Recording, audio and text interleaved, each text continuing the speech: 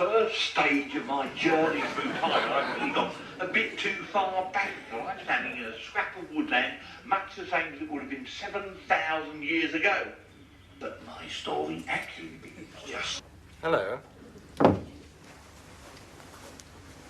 Bonjour.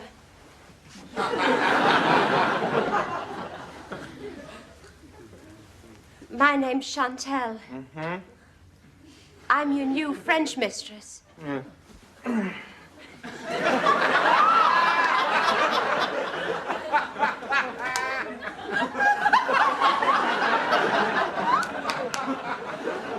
You must be Mr. B.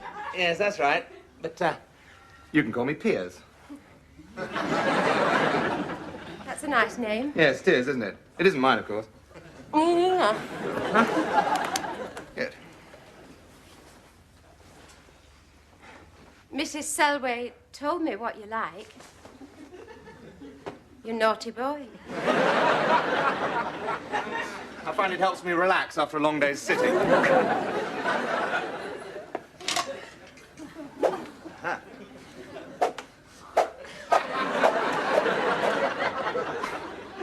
Yes, this seems like a nice whippy one.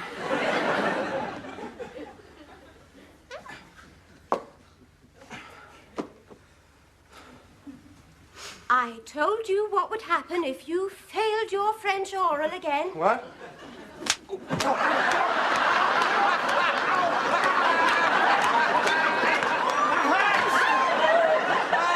supposed to hurt. You wicked boy. Stupid trollop! I'm not a masochist, I'm a sadist. I pay to be here.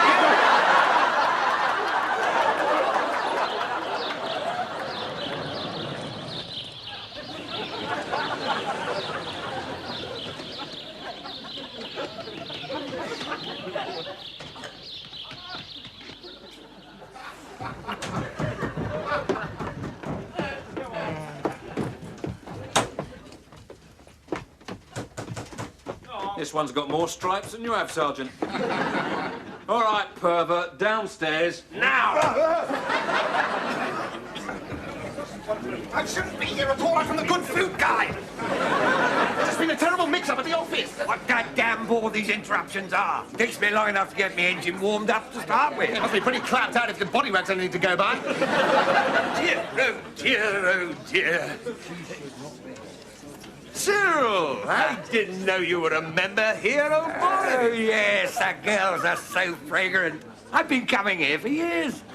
So to speak. Congratulations, by the way, on your knighthood, old boy. Well, strictly between Freemasons, I knew I was onto a K, provided the jury found that randy little politician not guilty on the curb-crawling charge. Was he guilty? No, as a matter of fact, he wasn't. He happened to be in here at the time. I saw him. Hello. A star, isn't it? Not necessarily, no. Yes, of course it is. You did jolly well with that private member's bill. Arming the police. Oh, I'm most terribly sorry, gentlemen. Inspector Radford here is new, and apparently no one has explained our special relationship with the local force. If you are implying, madam, that there is some nod and wink deal in operation between my Nick and your bawdy house... Well, of course there is. It's been that way for years. You realise I could do you for that? I expect she'd probably give you a discount.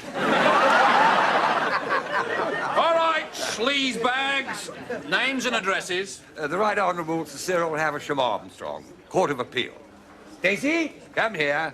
This is Major General Ralph Munro MacDonald, KCMG, KCVO, DSO, Ministry of Defence. If you think I'm wasting ink writing down this crap... All right, let's have your real name. Of course. Piers Fletcher Dervish, MP, House of Commons. I'm warning you! No. Before you go any further, Inspector, let me show you this. My warrant card. Commander Stapleton, Vice Squad. That'll do nicely, sir. All right, lads, there seems to have been a bit of a cock-up here. Extraordinary facility you have for the telling phrase, Inspector. You just come with me, Inspector, and let's see what I can do for you. Thank you, madam.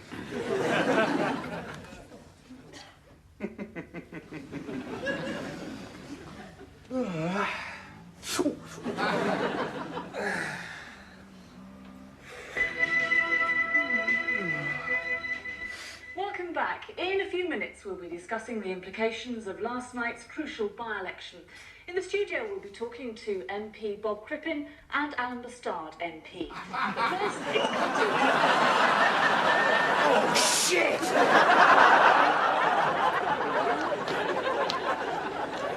Taxi! Taxi! Stop! Stop! Taxi! Taxi! Sit here! Hurry!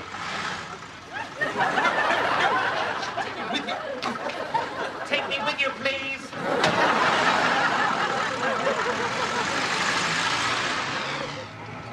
Sit well back in your seat if you don't mind, Chief, in case I have to do an emergency stop. I shall sit as I choose now. I don't want to hold a common foot down. The Metropolitan Hackney Carriage Office would have my badge if I didn't attend to passenger safety at all times. Right, I'm sitting nicely now. Will you please begin? Irritating virus. Here, I know why you was perching on the edge of your seat. Been for a bit of hanky-spanky at Mrs. Selway's famous knocking emporium, eh? Nothing to be ashamed of. Mrs. Selway's is a landmark of old London. Yeah, it's even one of the rungs of the knowledge now. How do you get from Mrs. Selway's to the Middlesex Hospital Clap Clinic?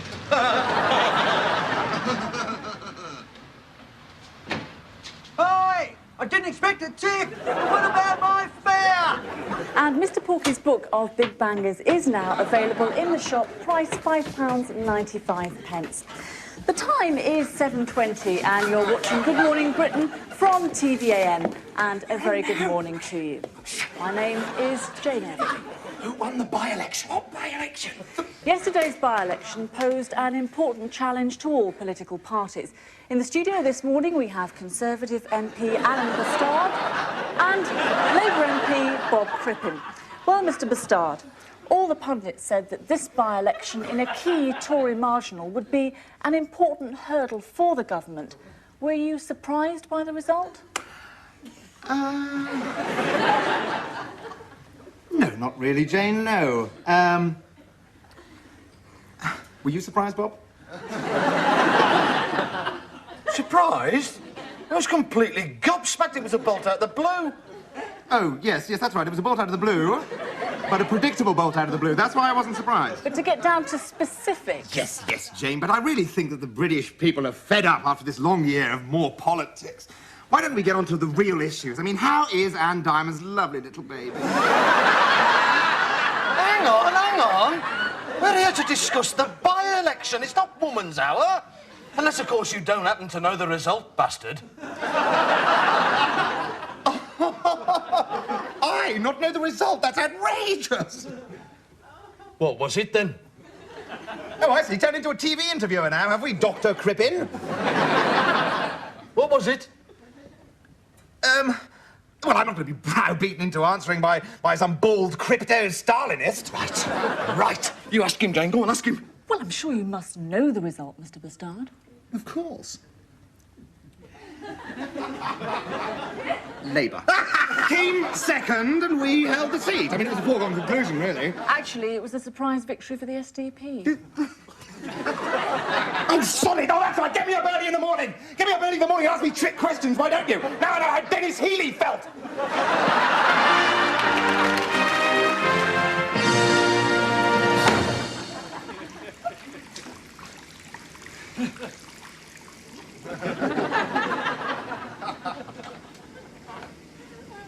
Oi, oi! Oh, God. Now I know what MP stands for. Monumental Prat. I'd advise you to go away.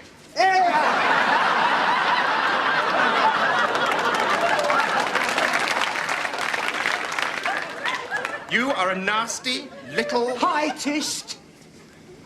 I had to hang about. You didn't pay your fare. So I come in and I watch you on the second reception. Worth £3.50 of anybody's money, so the ride's on me. Blimey, I almost feel sorry for you when she finds out about this morning. Shut up! Fancy not even knowing the result. I'd have told you if you'd asked me nicely. Ah, but you didn't want to listen to my common working class accent. Shut up, or I will hit you. Oh, yes, very brave. Hit a man of diminished stature, with a dicky heart to boot. Well, that just goes to show, doesn't it? Any old tosspot can become a Tory MP if he knows what palms to grease. Right.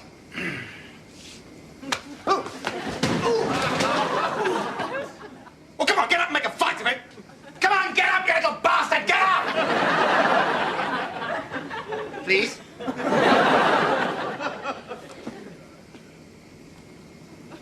Oh, no! Well, that's just what I need first thing on a Friday morning, isn't it? A dead dwarf!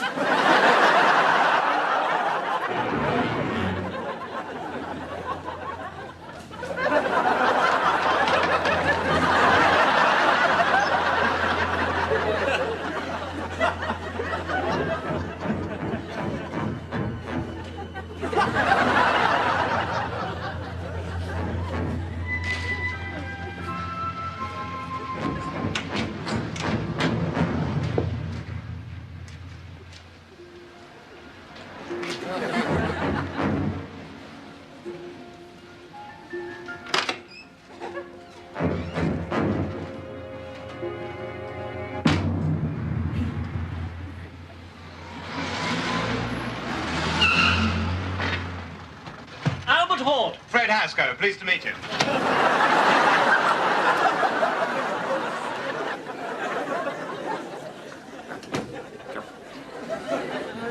Do we know you? Oh, yes, it's Alan Thingy, isn't it? Spare me your pathetic attempts at wit, Piers. And where were you last night when we were voting on the bill to recriminalise prostitution? I was paired. Yes, with one of Mrs. Selway's girls, no doubt. You hypocrite. Yes. The Chief Whip's very angry, you know, Alan. Yes, and everybody's talking about what an arse you made of yourself on breakfast television this morning. You've let the side down, Bastard. I'm disappointed in you. Do you really think I give an orangutangs for the opinion of a man with a plastic drainpipe where his colon should be? You'll be old one day, Bastard. Yes, I shall, but I shan't be bionic. There he goes, off to see his Harley Street plumber, no doubt. Piers.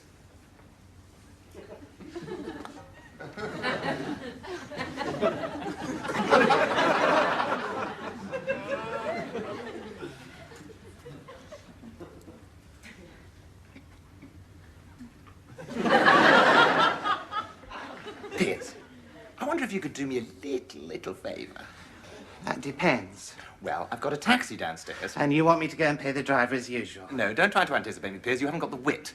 I just want you to drive the taxi out to the country, somewhere secluded, and, set fire to it.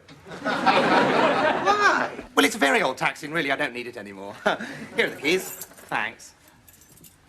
No, I don't want to. What? Why not? Give me one good reason. Well, taxis aren't biodegradable, and it'll upset the wildlife. Oh, poor little bunny bunnies. Well, you sit down there, then, Piers. No, you sit down. I'll go off all on my own into the middle of the country and set fire to the taxi for you, shall I? God.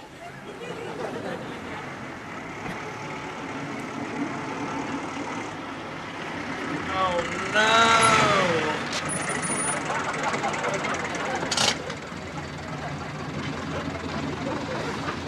Yes, officer? Dulwich. Dulwich. Roger, Mike, so fine, Mike, so fine.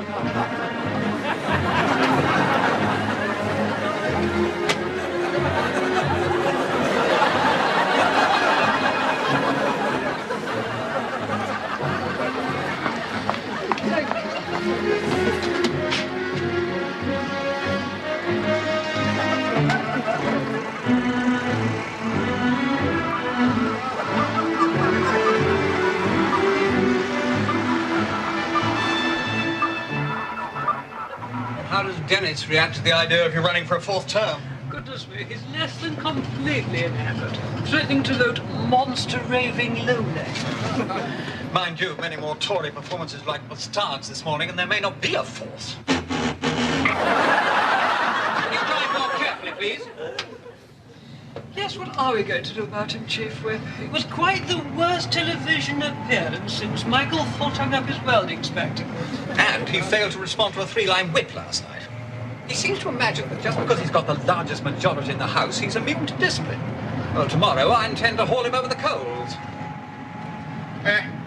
Excuse me interrupting, but I saw him on the telly this morning and I thought he was knockout. Do you mind? I don't think the Prime Minister intended to include you in her conversation. No, I am interested. I am interested in hearing what the common man has to say. Well, you're in the right place then, aren't you, Governor? Because I don't get much more common than me. And let me tell you that all us common blokes reckon that Alan bastard is right rubber-dub-dub, all up and down the apples and bananas, right down the old Kent Avenue. You know what I mean? Thank you for sharing your political insights with us. I mean, I've always been your Labour in the past, right? I mean, I've never been able to care much for them old-fashioned Tory, toffee-nosed MPs like Sir Stephen Baxter. But with ordinary blokes like Bastard coming through, well, you'll get my vote every time. And hundreds of other ignorant working-class cabbies like me feel exactly the same. Up and down the uppers and stairs, in and out, I drive my cab. Up and down the uppers and stairs, I'm a cheeky cockney lad. I go in and out my house. Up and down the 1, 2, 3, 4, that's how many kids I've got. Driver, shut up! Got more work than if we've taken a bus. Right, that's 77 quid, but to you, Duchess, nothing.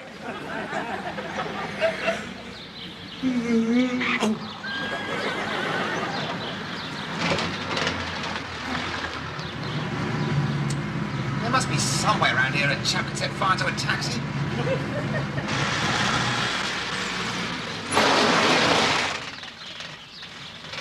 This'll do.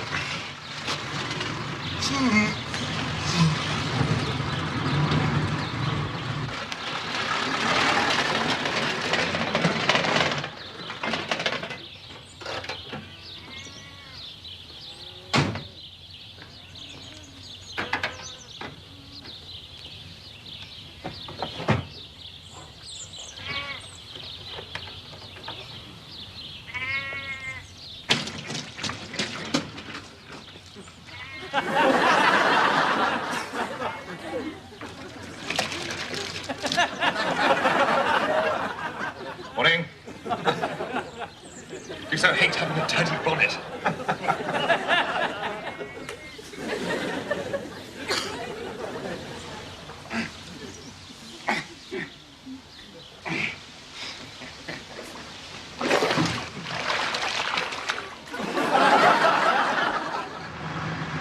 Stupid, overpopulated county.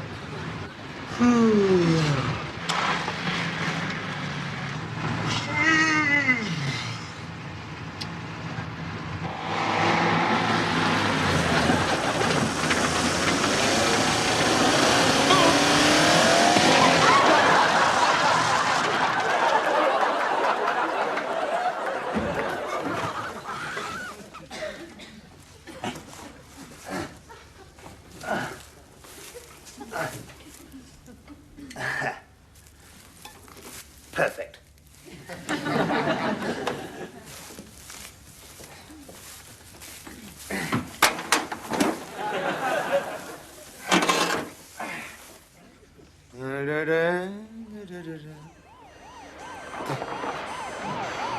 What about turn two?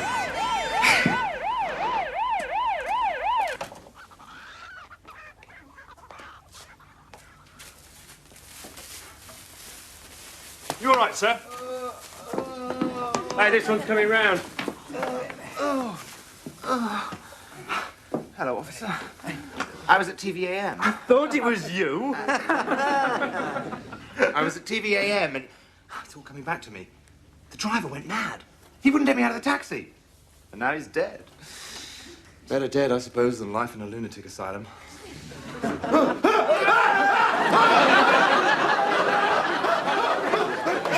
maniac! He tried to kill me! Calm down, Schulte.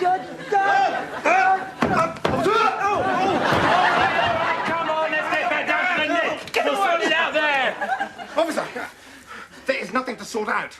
Whose word are you going to take for this? The Member of Parliament with the largest majority in the House of Commons, or this nasty, foul-mouthed, stunted, psychotic little dwarf?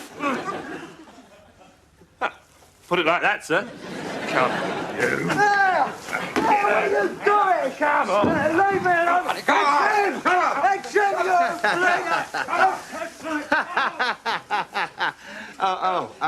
Now, sir, if you'd like to come with us, we'll take you to Basildon General. Get that wound dressed. You don't think I'm going to set foot inside an NHS hospital after 10 years of government cutbacks, do you? Take me to Harley Street! Ah, the start. Come to clear out your desk, have you? What? The Chief Whip was in here earlier, looking for you. If I were you, I'd try to land a few directorships whilst you've still got MP after your name. I've got the largest majority in the House. What can he do to me? Oh, he could have you thrown out of the party. He could promote you and send you to Northern Ireland. Really? Oh, Chief Whip! Just the man! And perhaps you can give me some advice. I've just been left £20,000 by a distant relative, and fortunately, as I'm fabulously wealthy and I don't need the money, I've decided to donate it to your favourite charity. And being an anti-bureaucratic sort of a chap, I thought, well, why not cut out all the red tape? You know, just give it to the good old Chief Whip straight into his hand. Let him get on with it. Cut the crap, bastard. I don't like you. I've never liked you. I don't wish to spend one moment longer in your company than is absolutely necessary. I think your behaviour over the last days has been execrable. And if it were up to me, you would become an unfortunate hiccup in the otherwise downward trend of the unemployment statistics. The Prime Minister, however, seems to rather like you. I suppose even the greatest post-war leader this country has known is entitled to one lapse of judgment. Margaret likes him? I'm afraid so. I do wish she wouldn't keep talking to taxi drivers. I don't know. I think it's quite a good idea. She keeps in touch with the man in the street. You know what I mean, Chief? Whip.